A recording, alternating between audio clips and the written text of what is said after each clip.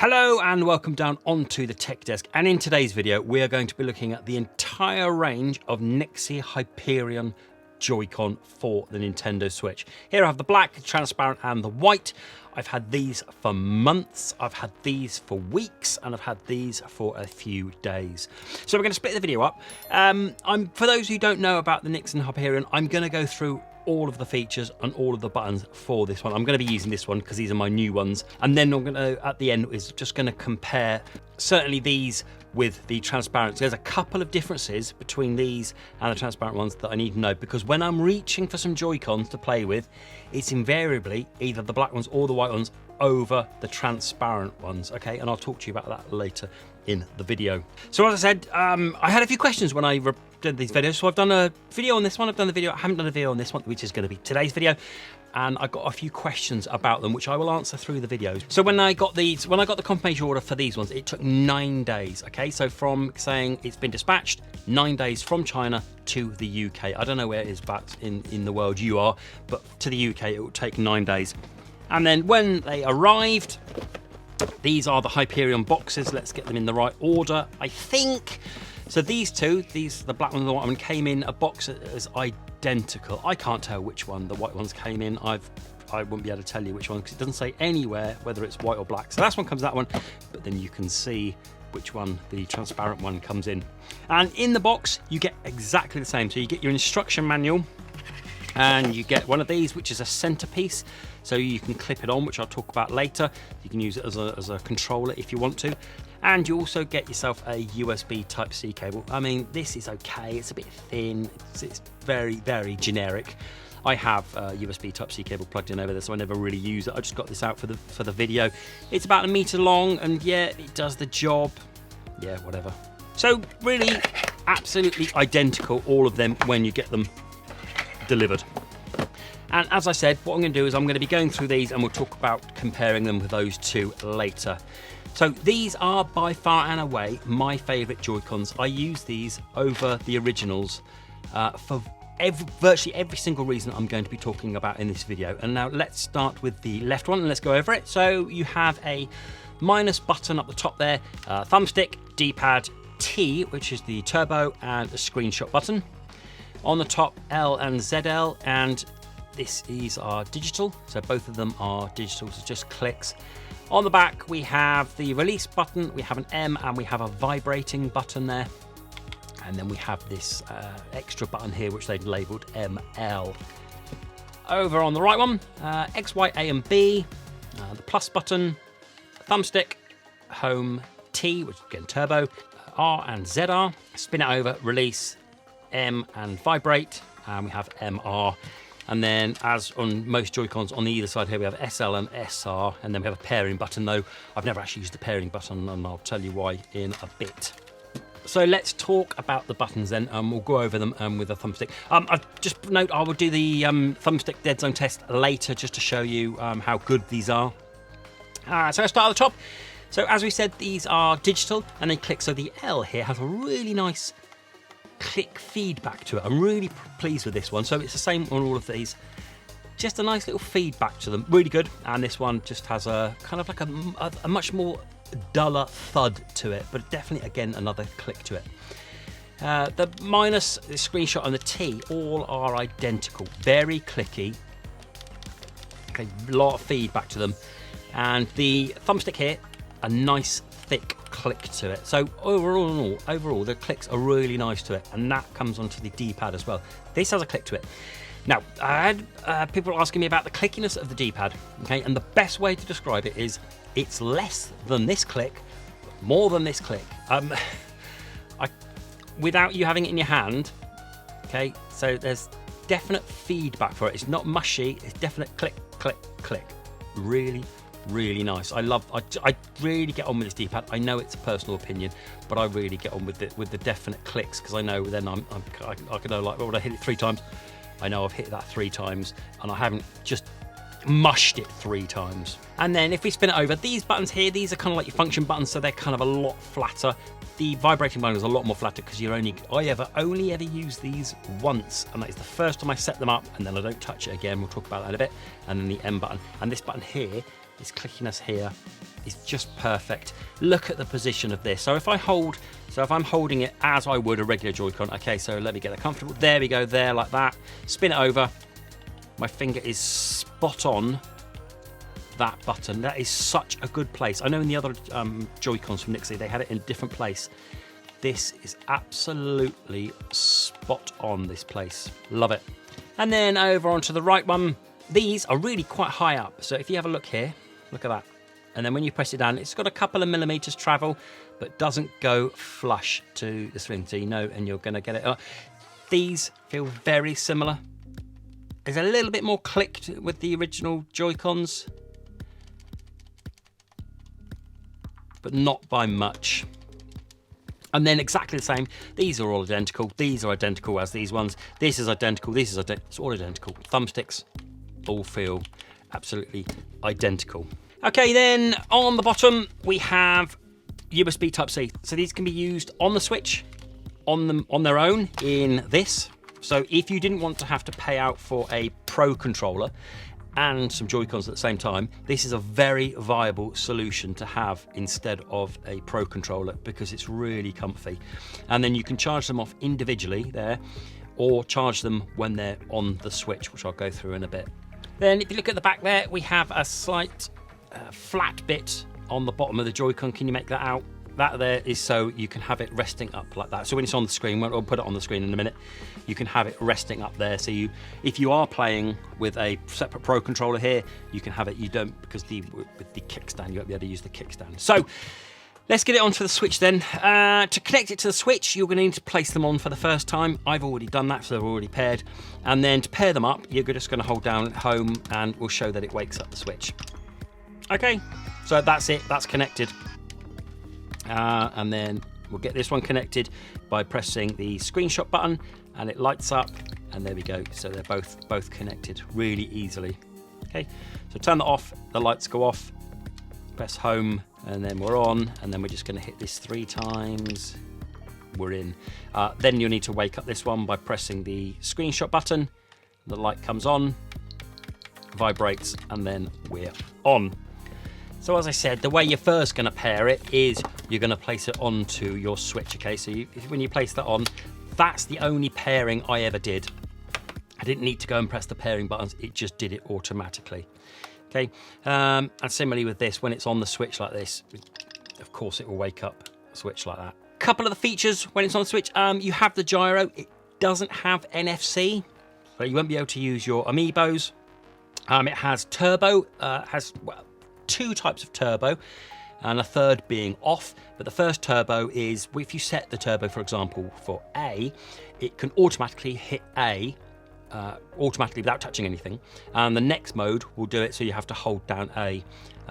I don't really use turbo, but it's there if you want it, and the way you set that is by using this turbo button down here. You hold it down and then hold down the A and it will change that turbo to that. As with a lot of features for these Joy-Cons, all of the features for this Joy-Con will stay on this Joy-Con, and similarly for the features for this Joy-Con will stay on this Joy-Con. So when you're doing the turbo, it can only be for this Joy-Con, and the turbo button here is for this Joy-Con here. Then let's spin it over. Let's talk about the button that I've only pressed once, and that is the vibration button here. So under here, this bottom one is the vibrate. So if you press that, it does the levels of vibration. So let's get it to off, which I've done there, and then off there. We're off on both of them. You press it once, vibrating 25%, press it again, vibrating 50%, press it again, 75%, press it again, 100%. So okay, so it's on that 100%. The vibration isn't HD rumble, but it's good enough. It's a nice, soft feeling rumble. It's not too harsh. I have it on 50% because I think that's good enough for me. And whenever I got these, similarly the first time I got these, straight under 50%. And I haven't touched it since, okay? So the idea is just get it, set it to what you want it to, and then just leave it. And then the other button here, the M button here, that is to control these paddles here. So what you want to do is, for this button, these buttons on here, you use this M button. For these buttons on this Joy-Con, you use this M. So again, you have to control them individually. And all you're going to do is you're going to hold down M, and you're going to hold down, let's say, one of the D-pads, and that will set it. So if I show you this, if I go into System Settings, and then down to test input devices, test button controller. So at the moment, this one is on down D-pad, okay? Can you see that? On down D-pad. If I want to change that to left D-pad, I hold down the M and then hold down this, a couple of seconds. There we go. And then this will be left on the D-pad. So I'm pressing the back button now. There we go. Okay, similarly for the right Joy-Con, that's nothing at the moment. So let's set that to A, for example. So hold down M, hold down A. And then this one on the back of here is A. Really easy, and you can do this on the fly. So playing games, you might want to swap it over. You can change it over, and it could be anything. Anything on those face buttons, that one, anything on the D-pad for that side. So let's just show you then charging it up as well. We go to the Joy-Cons menu here. We'll see the Joy-Con there. If we plug it in, there we go. It's charging them all like that. Okay, so taking it off like so, and let's make sure it's just connected, which it is. Yep. Like that. It's that one is now charging, as you can see there. It shows that it's charging, and then this one is charging because it's not got much battery, so it's taking battery from here. It says it has 2 hours to charge time, and you're going to get 6.5 hours play time. I'll be honest, I've not done any testing of that. All I know is that I've not run out of battery on these. These will outlast your Switch. Just stay on your Switch, and then if you ever need to charge them up, just plonk it in. I've never run out of battery. It hasn't been an issue for me at all. Right, then let's do the controllers. Down to settings, down to controller sensors. Control sticks. Okay, so we're going to do the right control stick now. All you do is hold that over there like that, and it will do this. So on a lot of the cheaper controllers, it kind of gets stuck at these points of 12, kind of like 8 points around here, 12, 3, 6, and 9. It doesn't with this one, okay? It's all nice and smooth. There's no sticking whatsoever. And if I slowly move it over to the edge there, you can have a couple of millimeters right on the edge. Okay. Couple of millimeter or two tops. Okay. Basically, that means it's not an issue. I've been playing with these I've been playing with this one for months, and I've never had an issue. You won't have an issue with it. And similarly, let's go and have a look at the left one. Again, nice and smooth all the way around, and then to the edge, and we've got a millimeter or two extra travel there.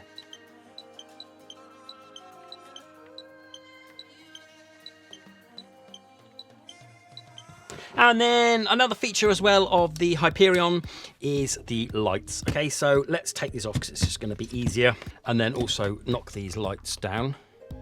Okay, just so easier. These lights are nice and bright. It's just for the purposes of the camera. Just turn the lights down just to make it easier. And you'll see that this one is currently yellow and this one is currently rainbow. And the way you change that is by holding the T button there and then clicking the thumbstick in. So once you click it, you let go of that, and then it changes to red. Click it again, yellow. Click it again, blue. Click it again, green. Purple, orange, white, and then back to breathing. Then if you double tap the stick, like so, let it go, it will breathe through all of the colours. So it will start with red, and then it will go to the next colour, which is yellow, I believe. Yep, there we go, yellow, and it will cycle through the colours. And then double tap it again, and it will just breathe on the rainbow. Okay, so it'll go in and out. But you'll notice that it's static. Okay, so it will always be that colour. They don't move up and down the blue. It just breathes on that colour. But to be honest, I just have it on the one I had it on before, the rainbow. There, like so. And you have to do them, as we've said before, you have to do them individually. So you have to do the same on this one. Again, all exactly the same colours, but I ping mine onto the rainbow colour there, like so. So let's talk about, there's a couple of things that you probably need to know about before you get these. The one we've already talked about is there's no NFC. Okay, so if you want this to be with amiibos, you can't do it. Okay, that's something. And then there's also something as well, there's a little bit of flex. Okay, so these are much bigger. So you'll see that they do flex a bit. Official Joy-Cons are much smaller and there's a tiny amount of flex, but nothing really, but that's because they're smaller. These ones are much bigger, so there is going to be a bit of flex. But they're much bigger and they are much more comfortable. I mean, these are insanely comfortable compared to this. These aren't bad. I don't mind them too much, but this is so much more comfortable certainly for my adult hands than playing with this one. So this is okay. I get on with it okay.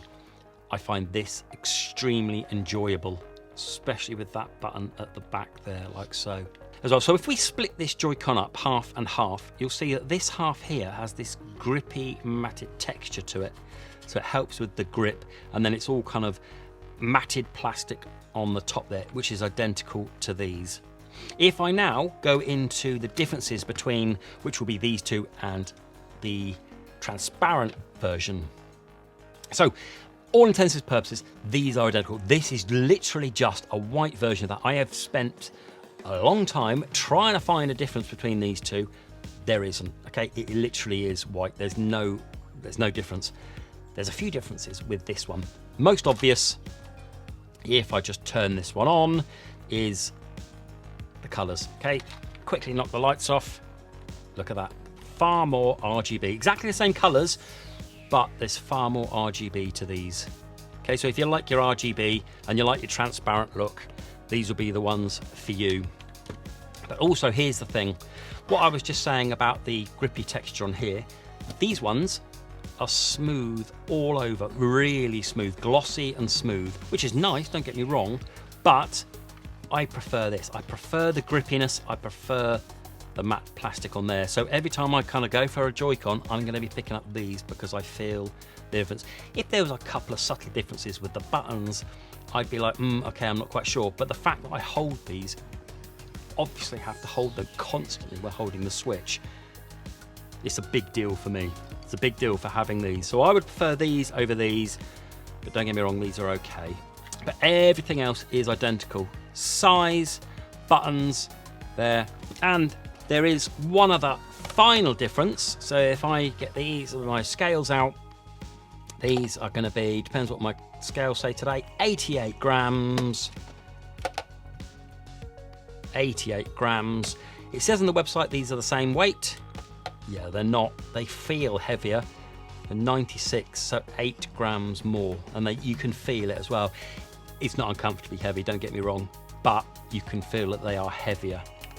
I thought that would make a difference with any of the buttons. It doesn't. It really doesn't. They are identical. So there we have it then. There was my run through of the superb NYXI Hyperion Joy-Cons.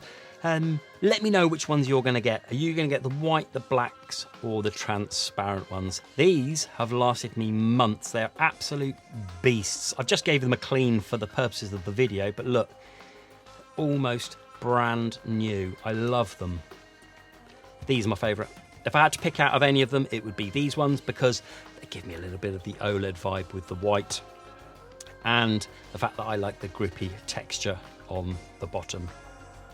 Okay, let me know your thoughts. I know hundreds of you have used my discount code down below. Go and have a look at the website, go and use the discount code and get yourself a pair of these, the NYXI Hyperion Joy-Cons. Okay, that's it then. Thanks very much then. Any questions, let me know. Until the next video. Bye-bye.